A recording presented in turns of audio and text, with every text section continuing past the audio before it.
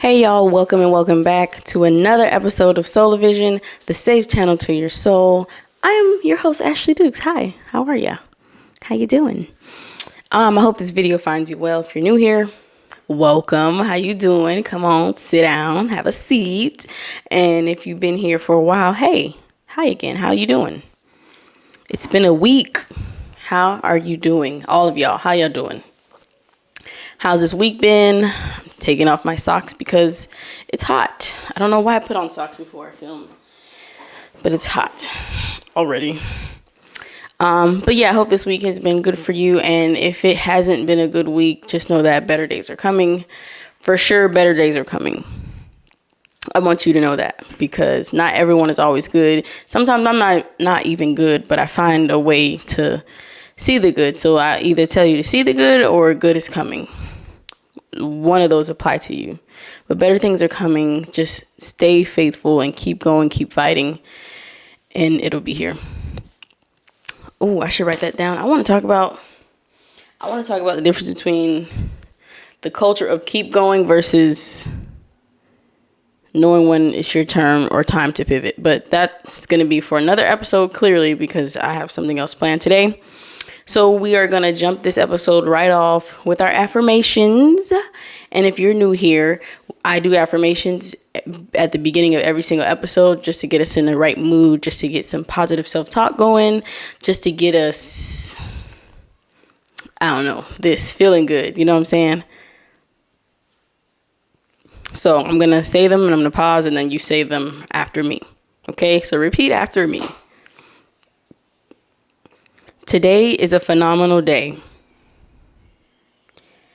I am turning down the volume of negativity in my life while simultaneously turning up the volume of positivity. I am filled with focus. I am not pushed by my problems. I am led by my dreams. I am grateful for everything I have in my life. I am independent and self-sufficient. I can be whatever I want to be. I am not defined by my past. I am driven by my future. I use obstacles to motivate me to learn and grow. Today will be a productive day.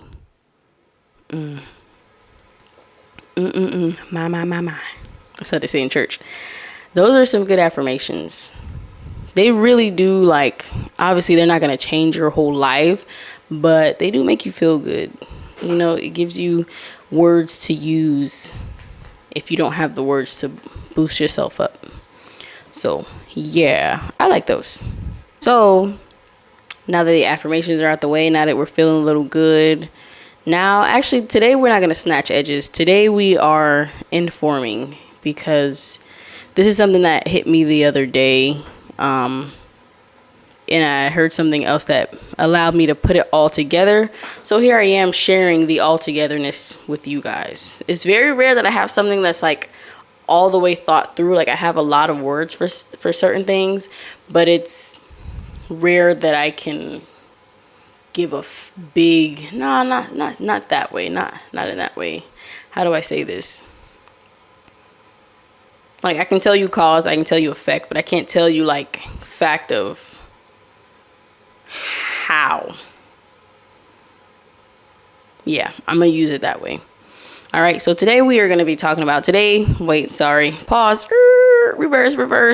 reverse. So the next thing we're gonna do is we're gonna jump into our deep topic, and in the deep topic we talk about a deep topic, something that is, I guess, either thought inducing or that is a piece of advice or a piece of information or useful information. However you see it, it's deep. It's not a surface level topic. It's not about celebrities and pop culture news. None of that. We really are digging into your soul. Soulevision, television for your soul, safe channel for your soul. Yeah. All right, so today, our deep topic, we're going to talk about the 3 stages of getting through to a narcissist or abusive person. Now, abuse goes on so many levels, and narcissism goes on so many levels.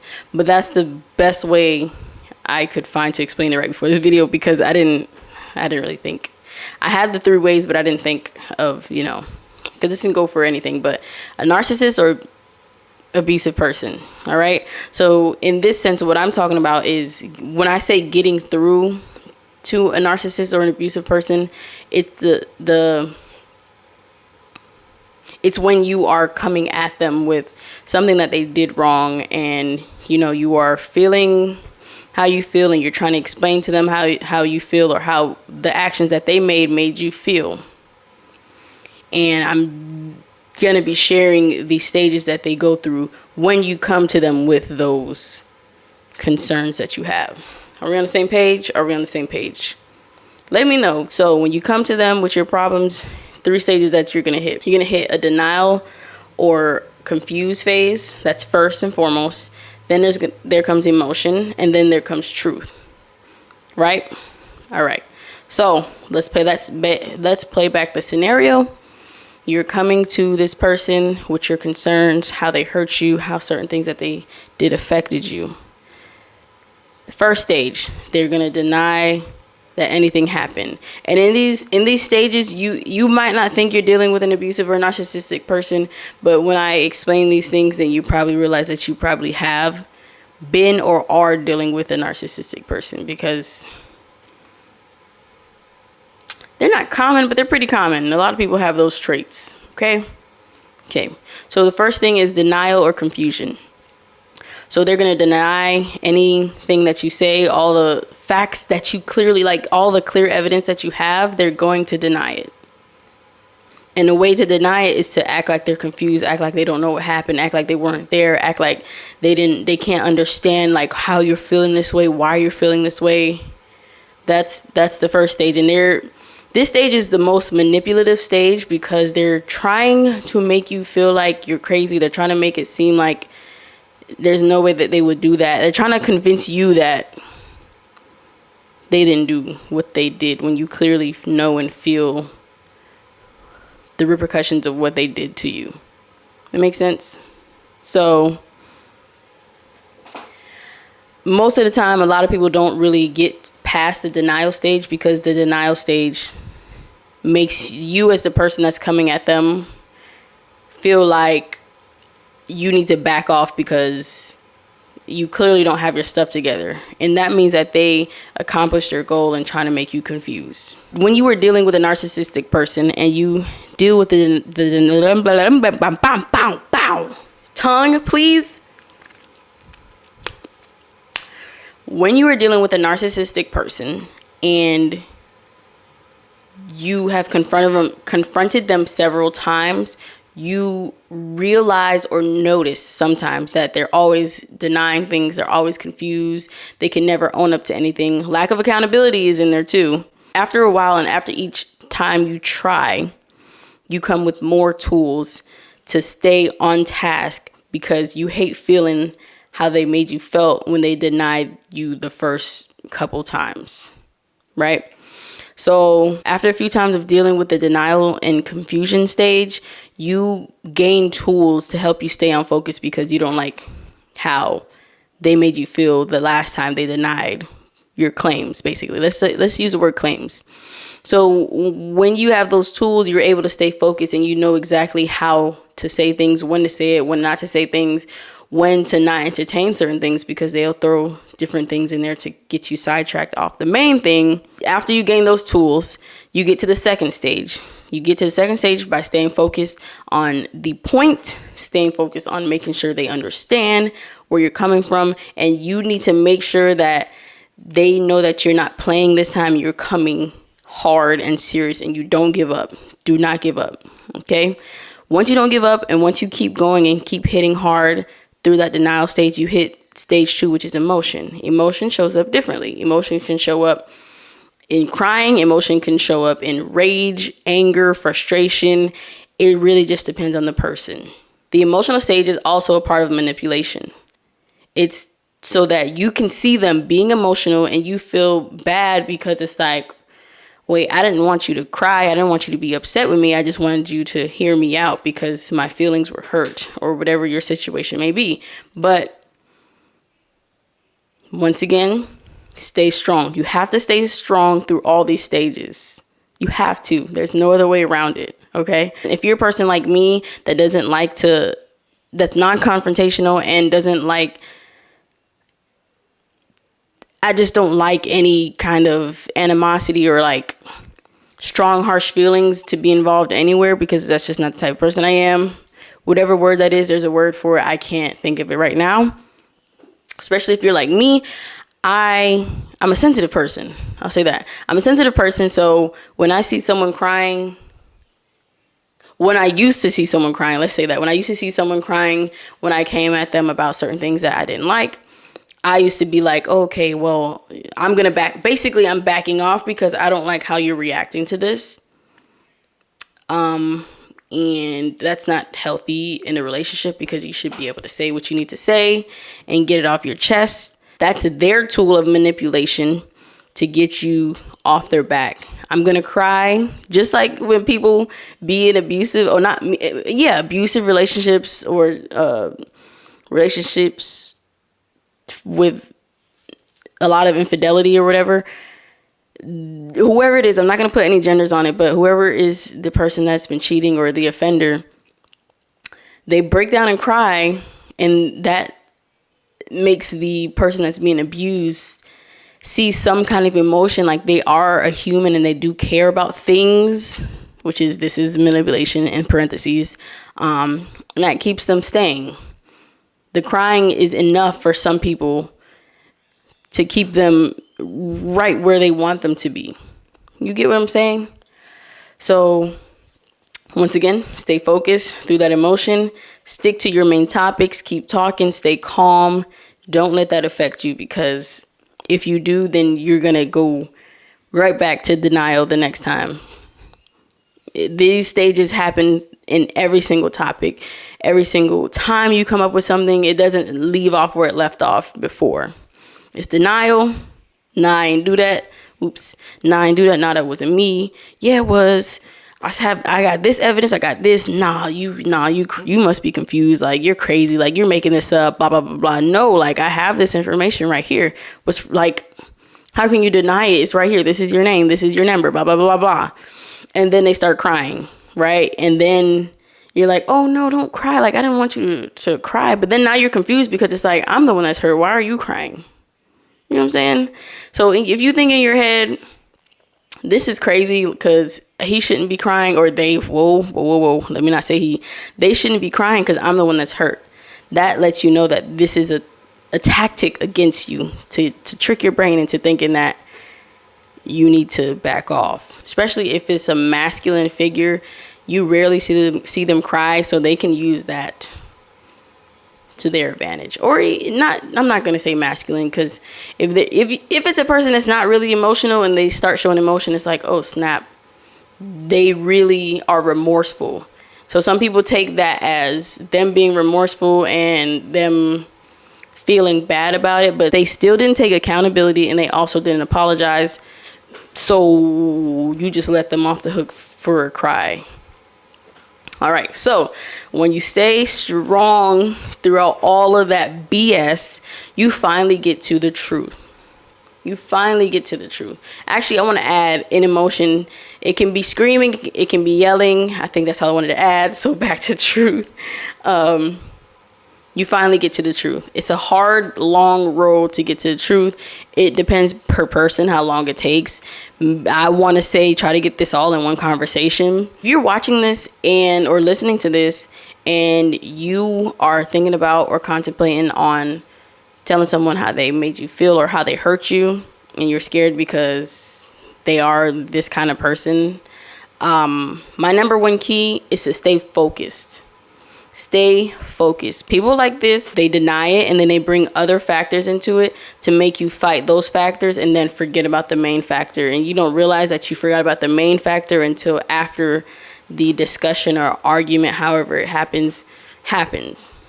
It's when you're playing it back like, hold on, wait, we didn't even resolve what I wanted to resolve, because they were able to manipulate you into thinking about so many so many other things versus the main thing. So stay focused on what you want to get across and keep bringing that point up. You are the lawyer in your own life. You got to stay focused to get your point across, and that will tell you exactly how this person feels, and you might see that person go through these levels before they get to the truth.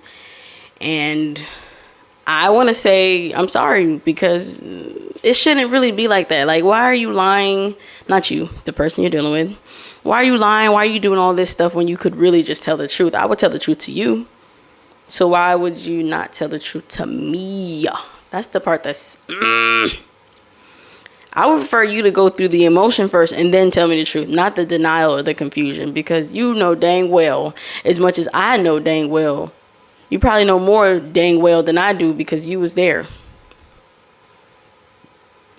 So, yes, stay focused, stay strong, stick to your guns, and represent yourself like no one else can, because you know you better than you do. Wait, you know you more than anyone else does. What the heck? I need a nap, clearly. So yeah, those are the 3 stages. Comment below if you have dealt with someone like this and they took you through all those stages. It's a very, especially if it's something that, if it's something that, obviously it has to be something that, you know, hurt your feelings. It's going to be a very emotional conversation. It's going to take an emotional toll on you. But it's going to be so worth it, because they're going to eventually,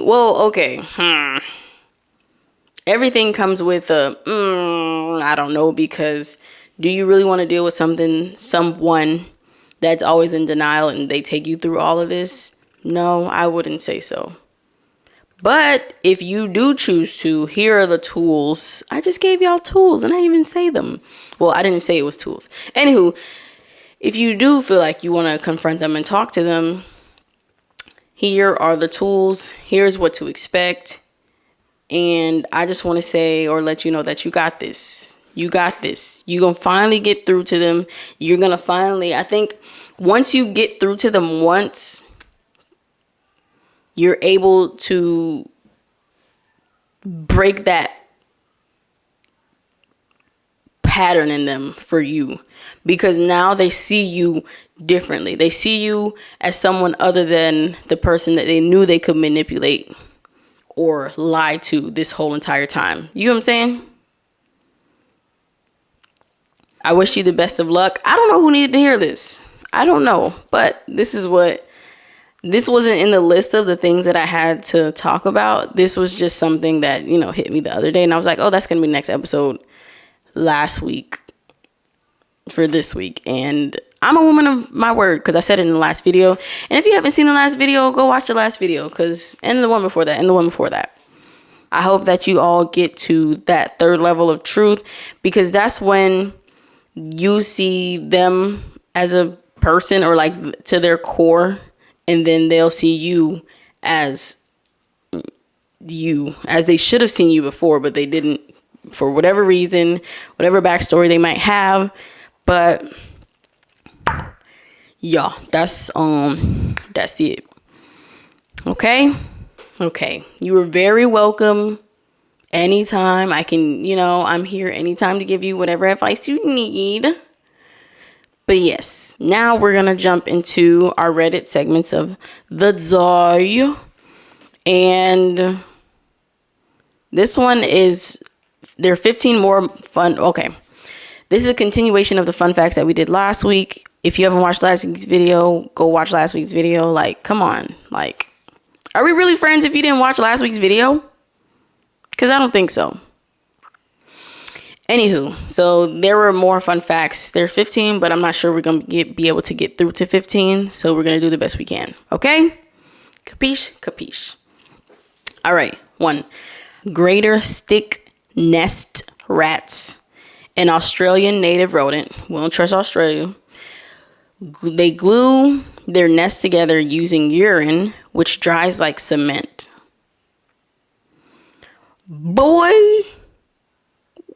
never mind, they're rats. That's their diet. Cement? Crazy. Queen Victoria gave the rights of her will to her physician, who she trusted more than her family. The royal family is still trying and failing to get the will from the doctor's family. Why would she give? Dang, you don't like your family? The royal family has been twisted since BC. That's crazy. And why they trying to get it? Greedy. I'll feel away too. Michael Jackson owns the original pair of scissor hands from the movie, Edward's Scissorhands. Michael Jackson, well, I guess, rest in peace. Not I guess, but rest in peace, Michael Jackson. But Michael Jackson be buying like the weirdest stuff. I saw like a YouTube video of him and he just was buying, I don't remember the exact items because it wasn't my story. I didn't tell the story, but I heard a story from someone else and they were telling that story about him buying stuff. He be buying random stuff. Just look it up on YouTube. All right. There's a surgery called a rotationoplasty, where they remove the middle of your leg, then reattach the foot backwards to your thigh so your ankle can be your new knee for a prosthetic leg. Where they remove the middle of your leg, then reattach the foot backwards to your thigh. Oh, this has to be if your leg is amputated. So they use the part still. That had me for a second. But yeah, so I get it. Netflix has trouble recommending you titles after viewing Napoleon Dynamite. I used to watch Napoleon Dynamite. I used to have a shirt and all. Elephants can purr like cats. Interesting. Now I want to hear that. Let's see if we can hear it.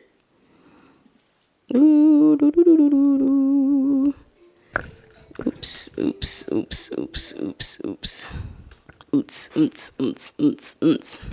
Elephants purr like cats do. Let's see.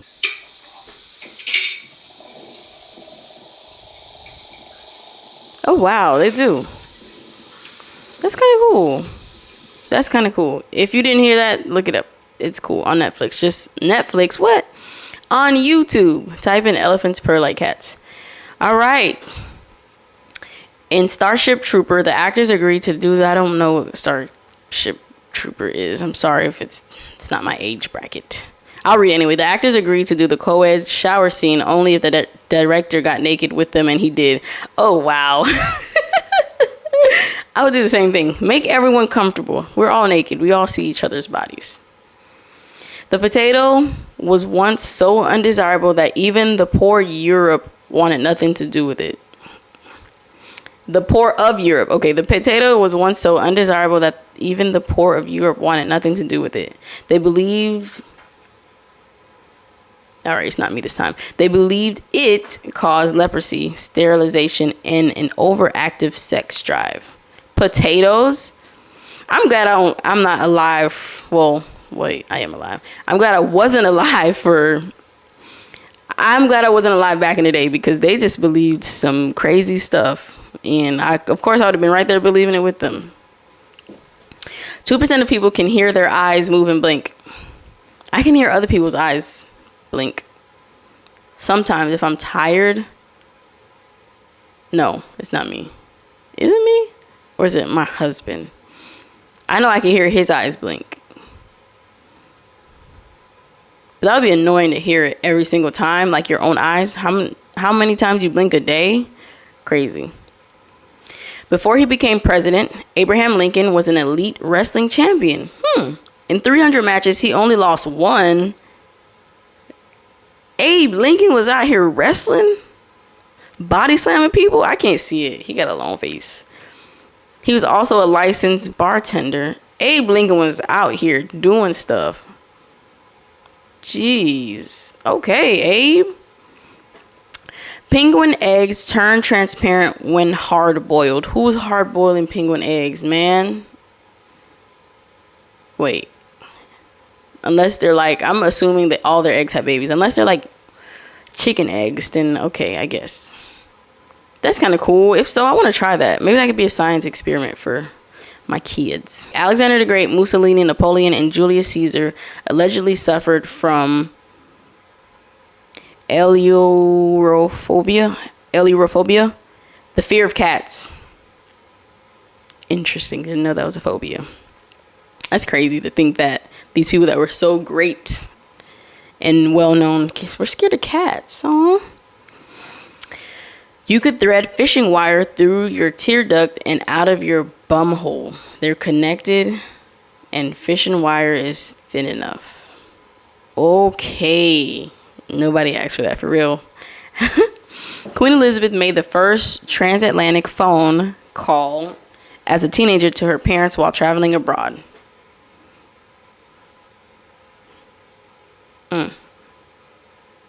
That's cool. That's cool. All right.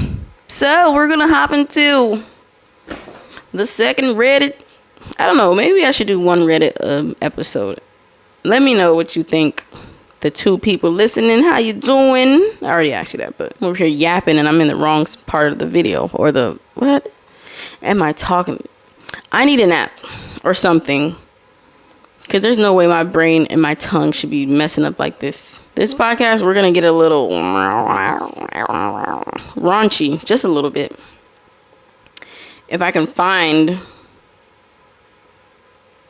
All right. Yeah. We're going to be talking about sex. Little sex. What is one sexual lesson you've learned that everyone should learn sooner rather than later? We're educating here. No, but I thought this would be interesting.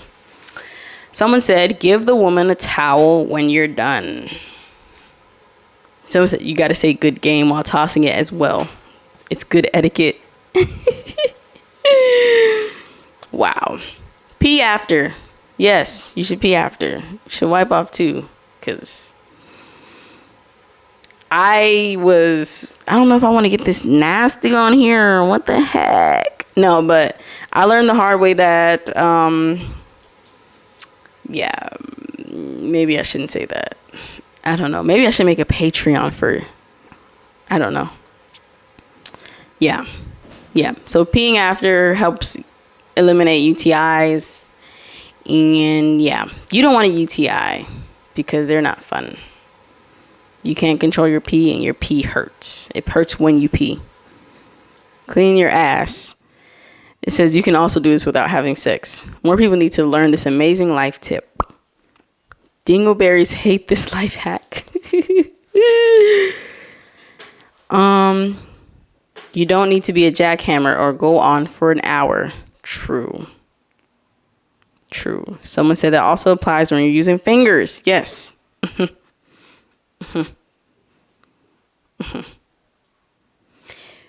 You don't got to be going for an hour. You don't got to be going for 45 minutes, 30 minutes. Listen, that's too long. I don't know why a lot of men have the notion that they have to be going for 2 hours. No. That's worse than cardio at that point. You don't need that long. So when people, if you're younger and someone tell you they can go 2 hours, they're lying or something's wrong. Okay. Cause if you got some good stuff, ain't nothing lasting no hour. Now several rounds, that's a different story. That's for Patreon.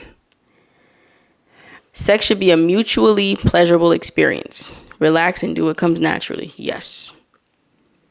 Mutually. Do y'all hear me? Mutual.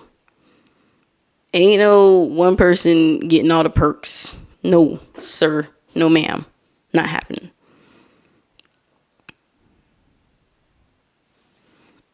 Contradictory piece of advice because I'm what comes naturally when I relax. Whew. It's okay. It's actually pleasurable when you only last 30 seconds. You know, it happens. 30 seconds happens. It's fine. It's fine. Just don't be talking no good game and then last 2.05 seconds. That's not good. Foreplay is part of sex. Arguably one of the most important parts. True. Got to get it warmed up. You got to put that thing in the oven, warm it up. You got to preheat the oven. That's a better analogy. You got to preheat the oven. Preheat the oven. Goodness gracious. Yes, it's the most important part, specifically for women. Sex without foreplay is like trying to bake a cake in an oven that isn't plugged in. Okay, we all talking about ovens. And then your spouse gets mad that the cake isn't baking when they won't even turn the dial.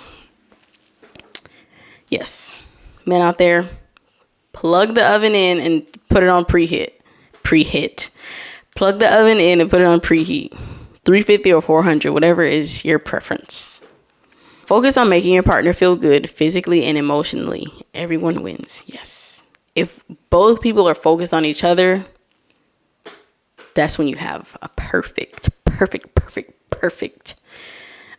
sexual experience. Yeah. And communication. Yep. Sex on the beach, just don't. It's wet and that kind of cold that penetrates your bones. And the sand gets in places you can't get it out. And you think it'll be romantic because you see Denmark across the bay, but it's not because it's pitch black and you're frightened that ghosts are in the trees. Wow. Interesting. Sex on the beach is possible. You just do it on a lifeguard post, not in the sand. I've never tried it. Don't ever want to try it because being in the sand on a regular beach day isn't fun. So I would not want to try to do nothing sexually on no sand or near no sand. No. That's another tool you got from me. Piece of advice. Lifeguard posts and you'll be all right. All right, this is the last one. As a woman, learning how my body worked and what it needed to get off. It took me a while and all the guys ask, what does it for you? And I wasn't being coy when I didn't answer. It was because I simply didn't know yet. And I couldn't tell anyone how to do it if I didn't know myself. So yeah, that very, very important because a man is not going to know your body. You got to know your body more than obviously anybody else knows your body. You got to be experimenting and figuring out what works for you because every person is different. So when that other person comes along, you're able to guide them to help you. It's an easier process. So get to know yourself. Get to know yourself on the inside, both in your healing and in your sexual life. So that way you know exactly how to get you there anytime, as fast as possible, or, you know, however fast you want it to be. So you have different modes, you know, you have different things, different techniques. Get keen to your own techniques. That way you can get there every time and you can help that person get you there too. It's better because you have someone else to do it for you. You don't have to do it yourself. Yeah, someone said, I'm old, so I did most of my adventuring in the late 90s, early 2000s. One question I would always ask about my regular partners was, do you masturbate? There was still stigma attached, insert obvious joke here, attached to this kind of thing back then, especially for women. So they always say no. I reply that they should, because if they don't know how to pleasure themselves, they have no chance of telling me what they like. It resulted in some very beneficial relationships. That's true. That's true. Because a man cannot know, or, so I say man, because, you know, but a person that doesn't know you or your body cannot come in and all of a sudden know you or your body. So you need to know your body so you can relay the message to them about how your body responds to certain things, what you do like, what you don't like, what gets you there, what don't get you there, what get you out the mood, what gets you in the mood, all that stuff.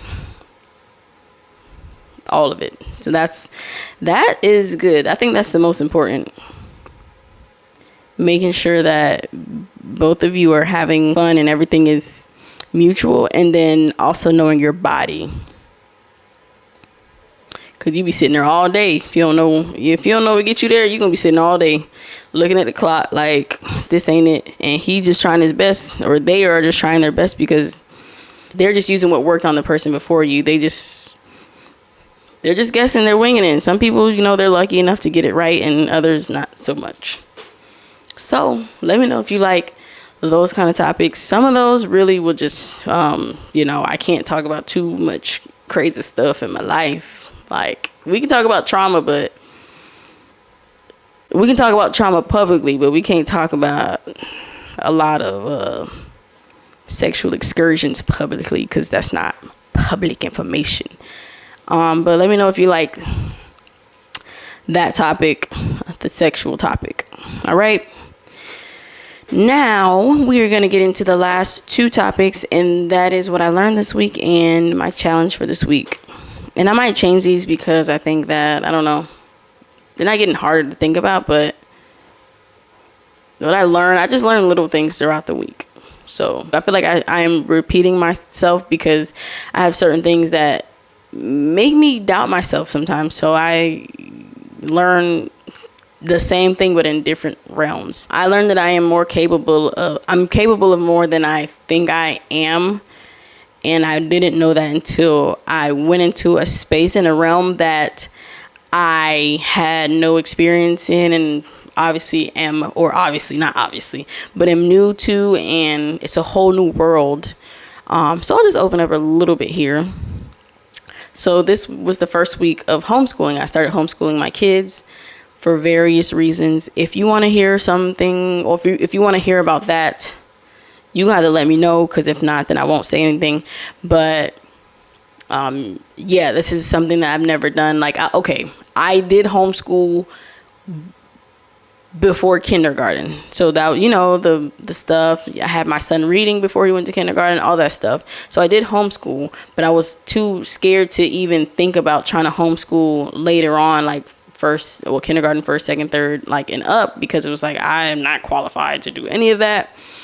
Long story short, all these things happened. And then I have a little tiny bit of experience substituting kids, first, second, and fifth grade. Very little experience, but I got to see how that works. And that wasn't the reason why I decided to homeschool. There were other reasons why, but that piece, I feel like I had to do that to be able to see what it's like. I guess that was like a little taste or a little teaser that I didn't know that I was getting, honestly, at that time, because this was last year. Maybe it was this year. It was this year. It was early this year. But yeah, I was very nervous because it's like, I want my kids to do great. I want them to, they're very smart, so I don't want to fail them or, hold them back from anything that they can. And I just realized, like, well, one, I don't have a reason to be nervous. I don't have a reason to be so stressed out, because I was stressed out trying to find, different curriculums and all that stuff, and make sure that they stay on track and above track, because they're ahead of their age. So I realized, like, once I started doing it, I fell in love with it. I wasn't nervous anymore. I got to see how they are and how smart they are and how they're learning with just me. And it eased me. It put an ease on my soul. So I learned that I'm capable of doing more than I have ever imagined, because this is something I've never done before, past kindergarten or past pre-K. My challenge is to be consistent, patient, and to just keep growing and evolving into this new me that I'm becoming, and I'm loving it. I really am loving it. So I don't want to say that's a challenge, but that's that. That's all I can say. You guys comment your thing that you learned or your challenge below. And yeah, that has been another episode of Soulevision. I hope that this episode was everything that your soul needed. If it was, let me know, comment below. Be sure to like, comment, subscribe, leave reviews. I've been your host, Ashley, and goodbye. See you later.